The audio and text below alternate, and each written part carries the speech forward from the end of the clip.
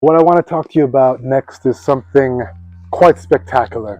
My next trick, I measured my brain waves to test the effects of Vipassana meditation on the brain.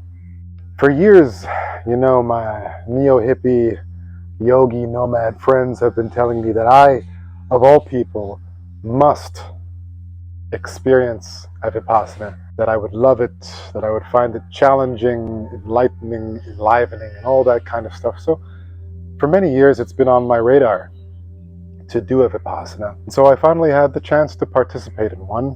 I flew all the way to Nepal because I don't do anything half-ass. I'm going to do a Vipassana. I'm going straight to the source. I went to Nepal, joined an ashram there, and did a 10-day Vipassana course with a little twist.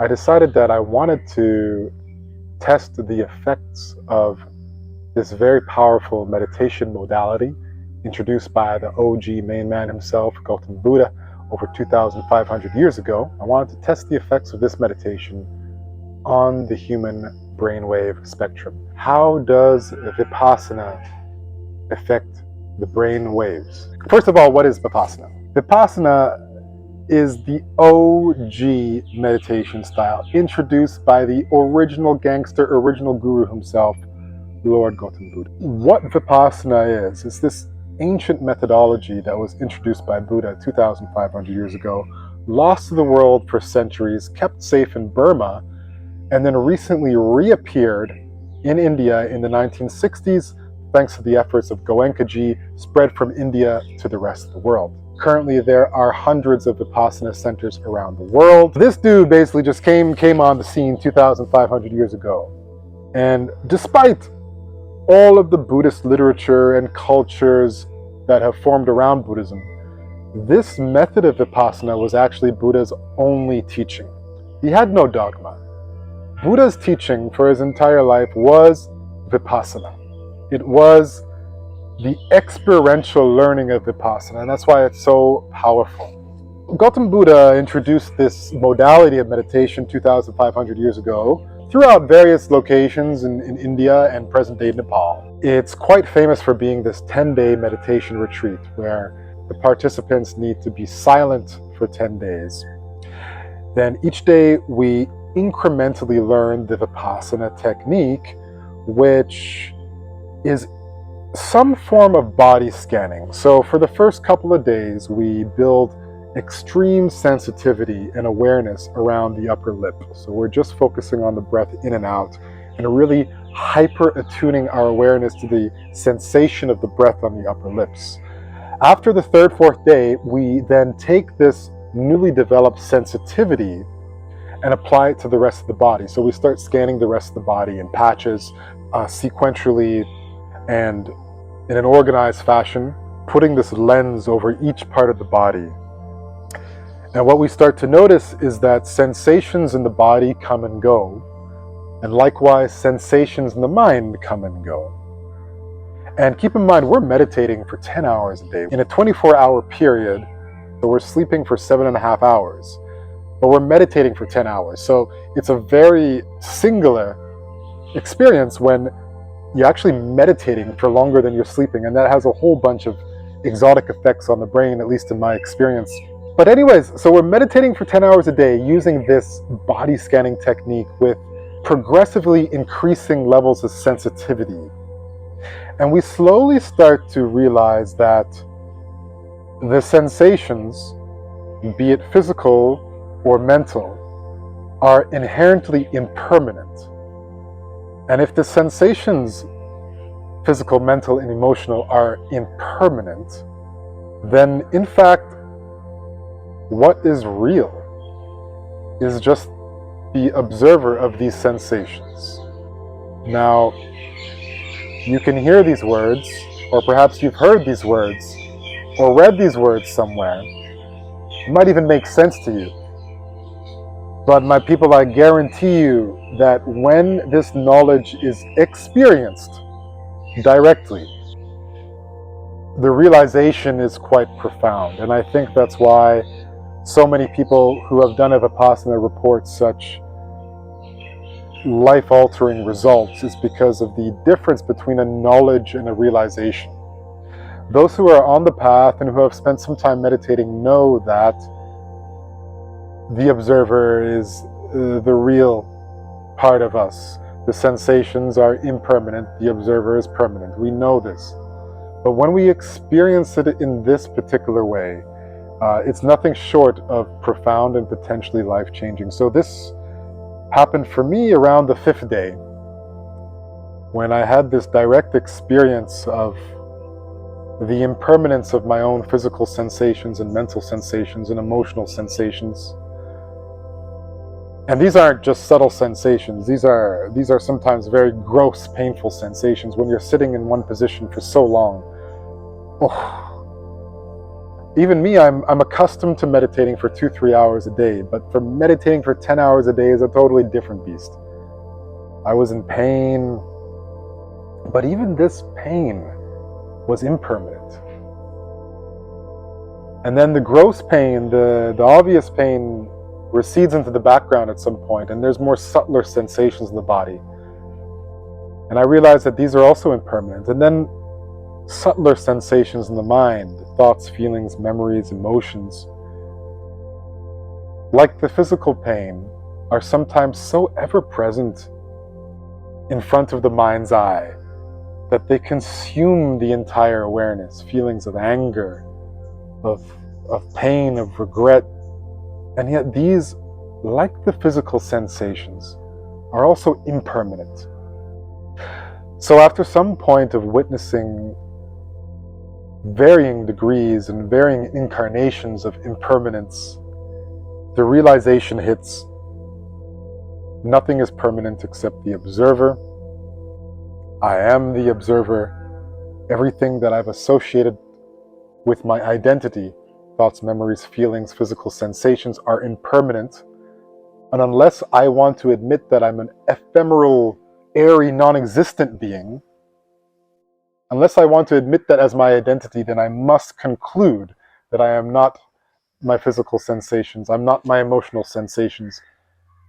And when this realization happens, it's nothing short of mind-blowing. And I just remember standing there outside of the ashram and thinking, holy shit.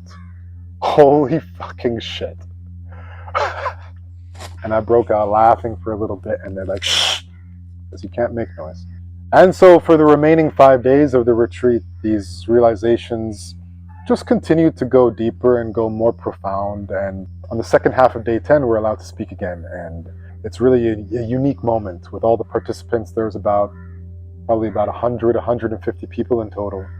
And there's the buzz in the air as we all spoke again. We all felt like we were on LSD. I remember standing there, and the first guy to talk to me was a French guy. And just the sensation of making noise with my tongue felt so bizarre. And I just looked at him and I said, I don't know what to say to you, friend. Anyways, this is not solely about my subjective experience. I wanted to see, what does this meditation modality and what does this very intense meditation experience, what is the effect of it on the human brain, or at least on my brain? And I'm human. I have a human brain. So I wanted to test it on my brain using my standard hardware and software stack of the Muse 2 brain sensing device paired with the Mind Monitor software, as I've used for previous brain data experiments such as Ayahuasca and the ice bath experiment. Same stack.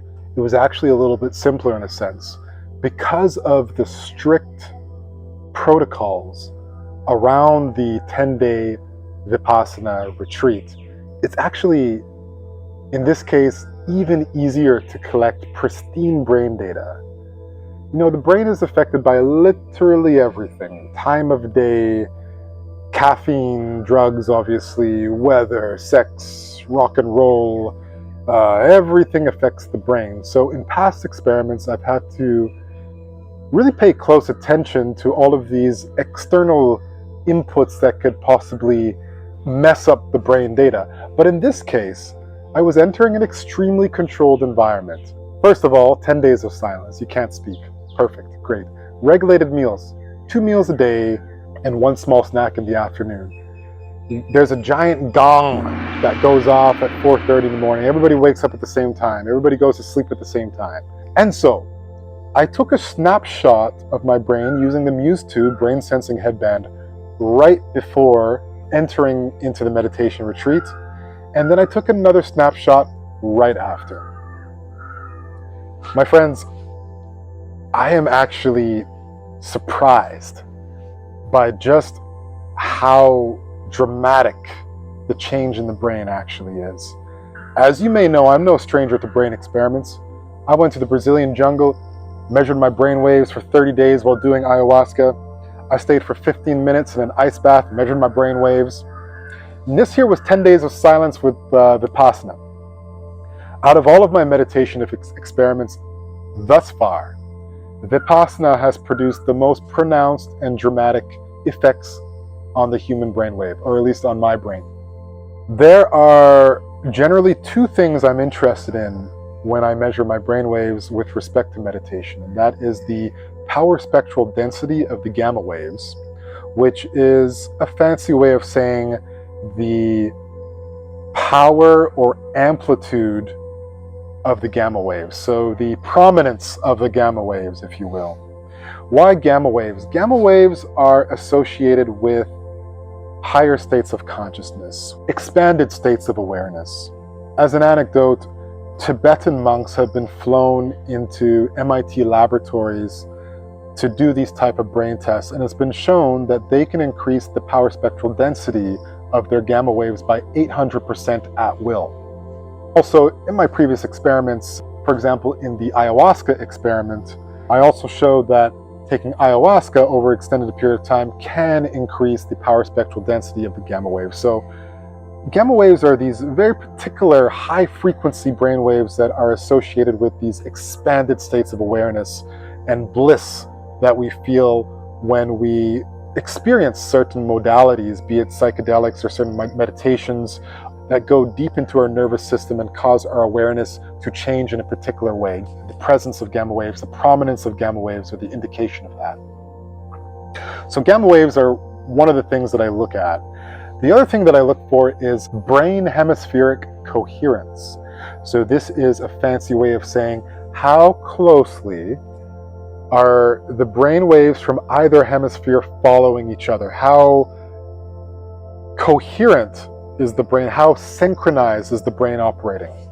So if you look at some of the research of luminous academics such as Dr. Joe Dispenza, or even shady organizations like the CIA, they both had come to the same conclusion that when the human brain is synchronized between the hemispheres, interesting things can happen. So in the case of Joe Dispenza, he talks about brain-heart coherence. He talks about brain coherence and hemispheric coherence being a indicator or correlative measure for higher states of awareness. The CIA, which is a fairly shady organization but has some really legit scientists, back in the 80s, they had their Hemisync protocol, which is exactly what it sounds like. They're not very creative. Hemisync, hemispheric synchronization, where they would place certain frequencies to synchronize the hemispheres of the brain in order to allow psychic spies to do remote viewing. So Dr. Joe Dispenza finds it interesting, the CIA finds it interesting, and it just makes kind of like logical sense. If both sides of the brain are working together at a higher rate than our normal monkey brain, standard would work at, it does stand to reason that higher states of consciousness can be accessed. So that is why in my brain experiments, I often focus on the power spectral density or the prominence of the gamma waves, as well as the brain hemispheric correlation, synchronization. Luckily, with the Muse 2 brain sensing headband, albeit a relatively simple 4 EEG node device, these are 2 things that I can either calculate directly or indirectly. So perfect. So we got these 2 things that I'm looking at. So how did the 10-day Vipassana meditation affect the brain waves? Well, I'm in shock by just how dramatic these results are. The prominence of the gamma waves increased 800%. Let that sink in. The power spectral density of my gamma waves increased by 800%. And you know what else is really interesting? Is that, the Muse 2 brain sensing headband records the other spectra of the brain waves as well. So you have the alpha waves, the beta waves, the delta, and so on. What I find really interesting is that the other brain waves increased marginally. Within statistical significance, you couldn't say whether they increased or decreased in some cases. But the one brainwave type that increased dramatically and in a statistically significant way were the gamma waves. That to me is mind-blowing, no pun intended. That is extremely telling that the modality of Vipassana and the techniques that it introduces really works on a particular aspect of consciousness. So that to me is amazing. Brain hemispheric correlation. The synchronicity of the hemispheres of my brain also increased dramatically. So right before the Vipassana, I took a snapshot and coherence was negative 16%, which basically means that actually my brain waves were slightly out of sync. I don't know why. Maybe I was rushing to get out of the hotel. Maybe I had just come off of a big hackathon. I had been working for 3 days. I had slept for 5 hours. Who knows? But my brain was not in sync. Minus 16%. A negative correlation means that they are actually slightly moving. Not only are they not correlated, but they're kind of like oppositely correlated a little bit. Negative 16%. Afterwards, when I took the snapshot, brain coherence, brain correlation went to 50%, or almost 50%. I think it was around 46%. So the brain coherence increased to nearly 50%. That's huge. That is the largest brain hemispheric correlation I've ever measured on myself in any experiment, in any meditation. It's incredible. To put it in context, after spending 30 days in the jungle doing ayahuasca and measuring my brain waves, at that time, my brain coherence was 15%, 1-5, which was actually an amazing result. I felt that. I felt like my brain was in sync, and I thought 15% made a lot of sense, and I was really in an expanded state of awareness at 15% brain correlation, brain hemispheric correlation.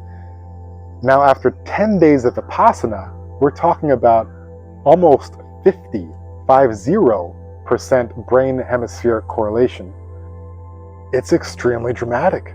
So, in conclusion, the prominence of the gamma waves increased by 800%, and my brain hemispheric correlation went to almost 50%, which is the largest I've ever recorded on myself. Incredible. So the power of this modality of meditation shows up in the analysis, shows up in the numbers, which as a meditation nerd just gets me so excited to see. The respect and the reverence I now have for this modality of meditation, of Vipassana, as well as its founder, the OG original consciousness gangster, Lord Gautama Buddha himself. I'm just in awe and humility and gratitude of being able to experience this and being able to realize for myself the impermanence of sensation and therefore universal oneness of me and you and everybody else. This separation, this illusion of separation is also a sensation which is impermanent and dissolves at death. And so, if everything is impermanent, including separation, and if the only thing permanent is the same thing that's permanent in you, which is the thing that's observing this all go down, then I guess Vipassana has just taught me to love. Let's just love each other. Because fuck it.